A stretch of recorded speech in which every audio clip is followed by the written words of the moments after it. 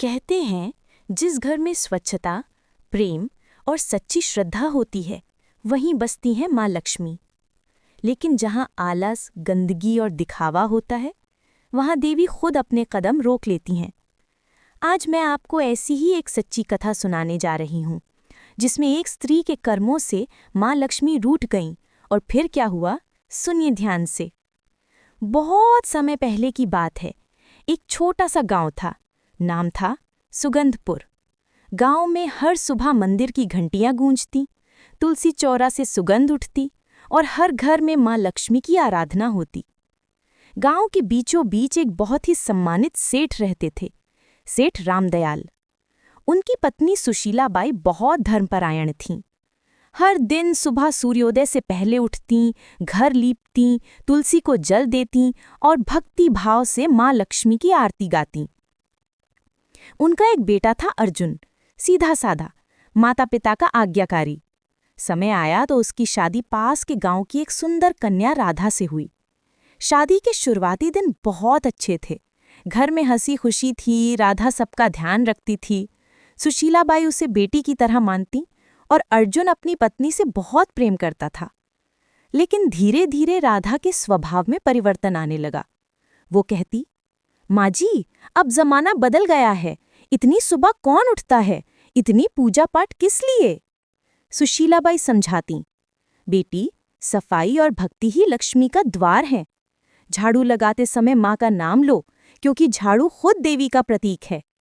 पर राधा हंसकर बोलती, माँ जी, ये सब अंधविश्वास है। लक्ष्मी जी को सफाई से क्या मतलब?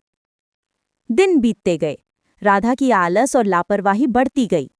घर की सफाई पहले जैसी नहीं रही। आंगन में कूड़ा जमा होने लगा, तुलसी सूखने लगी और पूजा का दीपक अब रोज नहीं जलता था। धीरे धीरे बदलाव दिखने लगा। सेठ जी का व्यापार अचानक गिरने लगा, धन की हानि होने लगी और घर का वातावरण भी भारी रहने लगा। सेठ जी बोले, सुशीला, न जाने क्या अशुभ हो गया। हमारा घर जो पहले शांति का स्थान था अब अशांति से भर गया है। सुशीलाबाई बोली, पतिदेव, शायद देवी हमसे नाराज हैं। एक रात जब सब सो गए थे, राधा ने सपना देखा। सपने में एक दिव्य ज्योति उसके कमरे में उतरी। वो कोई और नहीं, माँ लक्ष्मी थीं। सुनहरी आभा में लिपटी, हाथ में कमल और मुख पर गंभीर करुणा। माँ बोली, राधा, मैं लक्ष्मी हूँ। तूने अपने कर्मों से इस घर से समृद्धि को दूर कर दिया है। राधा कांपते हुए बोली, माँ, मैंने क्या किया? माँ बोली, बेटी, तेरी 10 गलतियों ने मुझे यहाँ से जाने पर मजबूर कर दिया है। माँ ने एक एक गलती गिनानी शुरू की। पहली गलती, झाड़ू को पैर से लगाना। झाड़ू लक्ष्मी का प्रतीक है। जब तू इसे अपमानित करती है तब तू मुझे ही ठुकराती है। दूसरी गलती, शाम के समय झाड़ू लगाना। ये वो समय है जब मैं घर में प्रवेश करती हूँ और तू मुझे बाहर निकाल देती है। तीसरी गलती, झूठे बर्तन छोड़ देना। जहां गंदगी होती है वहां अन्नपूर्णा भी नहीं रहती। चौथी गलती, सुबह देर तक सोना।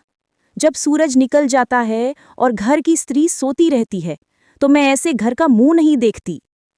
पांचवी गलती, तुलसी की उपेक्षा करना। तुलसी मेरी सहचरी है।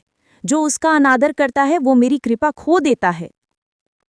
छठवीं गलती, घर की दहलीज पर बैठना या कूड़ा जमा करना। ये वो स्थान है जहां देवी प्रवेश करती हैं और तूने वहीं रुकावट बना दी। सातवीं गलती, रसोई की गंदगी।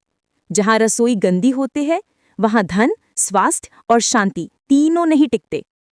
आठवीं गलती, झगड़ा और क्रोध। जहां कटु वचन होते हैं वहां मेरे चरण नहीं टिकते। नवीं गलती, दिखावे की पूजा। जब पूजा केवल दिखावे के लिए होती है तो वो पूजा नहीं, व्यापार बन जाती है। 10वीं गलती, अभिमान और आलस्य। ये दोनों सबसे बड़े शत्रु हैं जो धीरे धीरे घर की बरकत खा जाते हैं। राधा की आंखों से आंसू बहने लगे। वो बोली, माँ, अब मुझे अपनी गलती का एहसास हो गया है। कृपया मुझे क्षमा करें। माँ लक्ष्मी मुस्कुराईं, क्षमा हमेशा संभव है बेटी, पर याद रखो, जब तक मन और घर दोनों पवित्र नहीं होंगे समृद्धि नहीं टिकेगी। सिर्फ दीप जलाने से नहीं, मन के अंधकार को मिटाने से मैं प्रसन्न होती हूँ। अगली सुबह राधा ने आंख खोली तो उसका मन बदल चुका था। वो सूरज उगने से पहले उठी, घर लीपा, तुलसी को जल दिया और अपनी गलती के लिए माँ से क्षमा मांगी। धीरे धीरे पूरा घर चमक उठा, सुगंध फैल गई और जैसे ही संध्या हुई, घर के दीपक अपने आप जल उठे। सेठ जी बोले, सुशीला, आज घर में फिर वही शांति लौट आई है, क्या तूने महसूस किया? सुशीला मुस्कुराई, हाँ, आज राधा बेटी ने माँ लक्ष्मी को वापस बुला लिया है। उस दिन से राधा ने हर नियम का पालन किया। वो हर स्त्री को समझाने लगी कि बहनों, लक्ष्मी केवल सोने की देवी नहीं है, वो तो स्वच्छता, प्रेम और संयम की प्रतीक हैं। गांव में जो भी औरतें आलसी या असावधान थीं, राधा उन्हें समझाने जाती, दीदी, झाड़ू को पैर मत लगाना, रसोई में सफाई रखना और शाम को झाड़ू कभी मत लगाना। धीरे धीरे पूरा गांव बदल गया।